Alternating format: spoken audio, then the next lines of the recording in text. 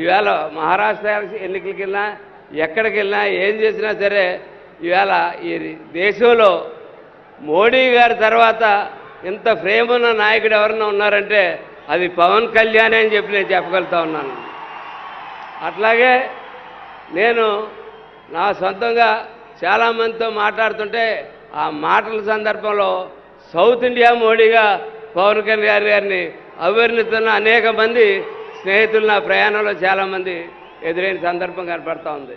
ఇవన్నీ ముందు ముందు సాధ్యం కావాలంటే మనం భవిష్యత్తులో చేసుకోవాల్సింది పార్టీని మరింత బలోపేతంగా, ఇవాళ పార్టీ చాలా బలోపేతంగా ఉంది, మరింత బలోపేతంగా అనేక పార్టీల నుంచి ఇవాళ జనసేన ఆల్టర్నేటివ్గా కనపడుతూ ఉంది. జనసేన పార్టీకి జాయిన్ అవ్వడానికి ముందుకు వస్తూ ఉన్నారు ప్రతి ఒక్కరూ కూడా, అది పవన్ కళ్యాణ్ గారి గురించి.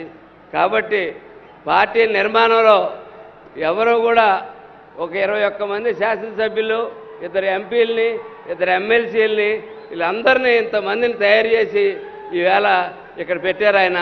ఇలాగ అనేక మంది కార్పొరేషన్ డైరెక్టర్లు, కార్పొరేషన్ చైర్మన్లు, అలాగే మీకు కింద ఉన్న దాంట్లో అనేక మంది నీటి సంఘం ప్రెసిడెంట్లు, పిఎస్సి ప్రెసిడెంట్లు, సర్పంచులు అనేక మందిని తయారు చేసుకున్నాం.